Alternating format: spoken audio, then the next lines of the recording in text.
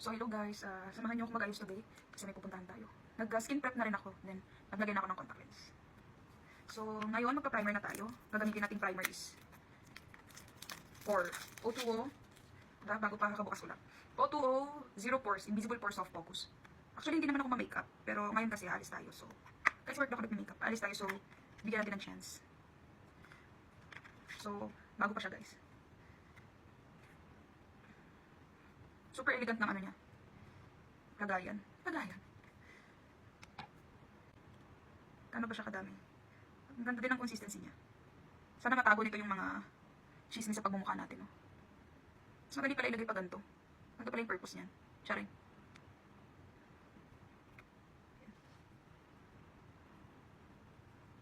Kita niyo ba yan? Nagbibigay siya ng luminous effect.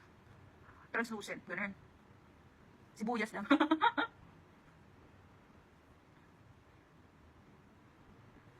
Kaya na ba yan?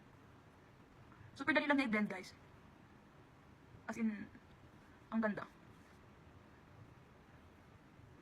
See, kita nyo ba yan? Super dali niya lang mag-set. Hindi to sponsored Actually, ginagamit na siya ng mga kapatid ko. So, sabi nila maganda daw. Kaya try ko na lang. Hindi rin naman kasi ako ma-makeup. Actually, hindi nga ako marunong mag-makeup eh. Eme lang. Yan. Ang bango. So, itong cups na to guys, ano na siya, 200 grams. Kung pala makeup ka everyday ka nag-use, siguro 2 weeks enough na to. For me, I don't know, hindi wala akong idea, pero 20 grams na siya. And murang-mura lang guys. Check out nyo na yung link.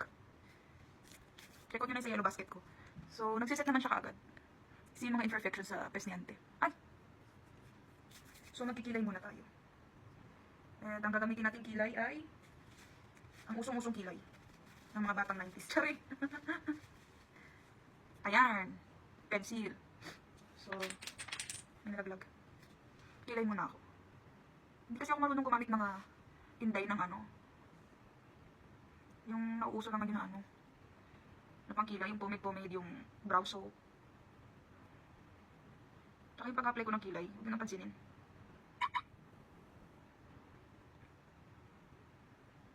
Ang ganda no? Parang nakakapag-smooth talaga siya ng ano inday. Ng skin, yung primer. Mas maganda to kung nagpa-foundation ka pa, kung nagko-concealer ka. Ako kasi hindi na ako nagko-concealer. Kilay muna tayo.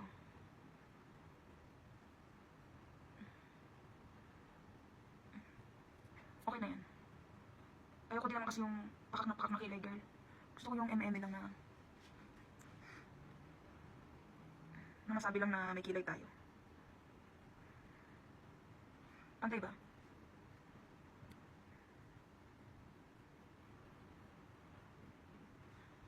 Pantay na ba? Siyempre, lilinasin natin yan. Paano? Ayan, linisin ng ganyan. Oo, diba? Taray. May makeup pa na yan, auntie. Kilay pa lang. Exage. Ganun. So, okay na yan.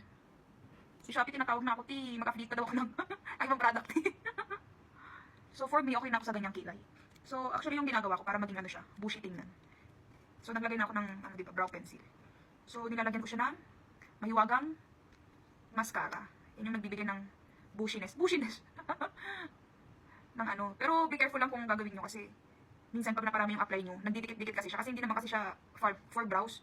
Pero kasi ako, nagtitipid si Inday. Kaya rin na sa akin to. So, nag-start ako dito sa middle. Tapos make sure na talaga yung samad ng mascara nyo, wala masyadong product, para hindi magdikit-dikit yung ano. Kasi mag-iwan kasi siya ng mark minsan. So, super light lang talaga yung pag-dump niya sa sa hair. Yung sa hair lang talaga siya mapupunta. Hindi sa mismong skin. Kasi pag sa mismong skin siya nilagay, para siyang dumidikit. Tapos parang naglagay ng marker sa kilay mo. Ganun yung kalalabasan ti. Tapos ikalat-kalat mo lang yung ganito, si dito banda. Kung ano nyo. Sa dito, sa bandang gitna. Gitna, unahan. Medyo iangat-angat nyo para maging Andrea Brillantes yung kilay nyo. Ano na? Ayan, tapos na, di ba? After magkilay, tapos na. Ang 7 shot ko na to, Hindi na save yung ibang video, Ano, burahin ko, tapos mag-video ulit ako.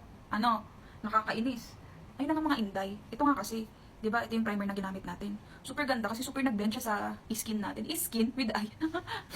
Yun na nga, kung ito nga yung primer na gagamitin mo dito, tapos magpa-foundation ka pa, tapos magko-concealer ka pa, tapos pag magbo-bronzer ka pa, so magiging pakak talaga yung pagmumukha mo, girl. Pero kung yung mga eme-eme ka lang naman na, alam mo yon, na mga simpleng makeup lang, na gusto mo maging finesse, ganun.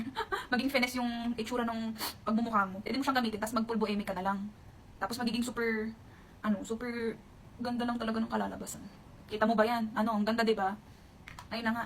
Ito nga yung mascara na ginamit natin, T. It's from Essence. Ito din yung ginamit natin sa brows para magmukhang Andrea Brillantes yung kilay natin. Ganun, tsaka sa pilik mata. Naglagay din pala ako ng eyeliner. Kasi nga, diba, nilagay ko na yung kanina, kaso nga lang di na-save yung video. Kaya ngayon, explain na lang natin, diba? Taste ka. Tapos, hindi pala ako hindi ako nag-foundation. Kasi wala tayong foundation, wala tayong concealer, wala tayong highlighter. Baka naman, sponsor ka na. Charing. Ito yung ginamit natin. Ayan. For sure, marami nakakaalam kay Dynamic Duo ng Lux White. Hindi rin siya sponsor, FYI. Matagal ko na siyang binili. Baka na-expire na to, te. Kasi bura na yung expiration date. Ano na pala siya? Tawag nito. Ganyan siya sa loob. Kita ba? Ano ba? Ayan. Ayan, kita. Feeling ko, kasi may SPF na siya, feeling ko yung gitnang yan. Ayan ata yung sunscreen na sinasabi nila. Tapos, ayan yung sa, ano ba? Check nyo, ayan. May kasama na rin siyang applicator. Tapos ito naman yung ginamit kong highlighter. Ayan. Puder. Kayo na lang bahalang mag-bigcast eh. Lagay nyo na lang sa comment section kung paano ba yung bigcastin.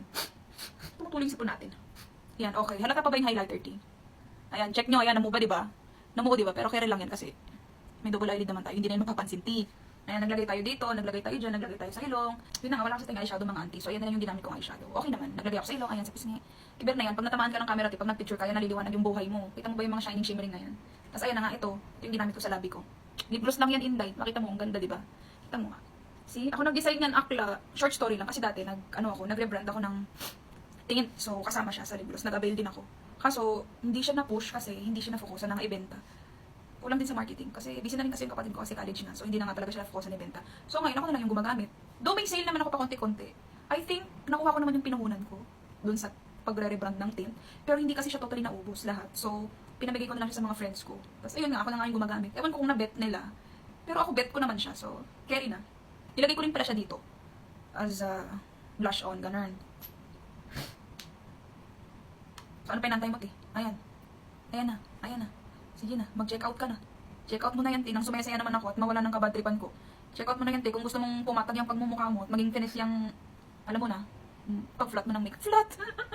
Maganda talaga siya dahil walang biro. Ako hindi ako nagbe-makeup pa. Hindi rin ako makeup enthusiast. Hindi rin ako ganun ka MM sa mga makeup. Pero as a first timer na gumamit ng primer, super bet ko siya.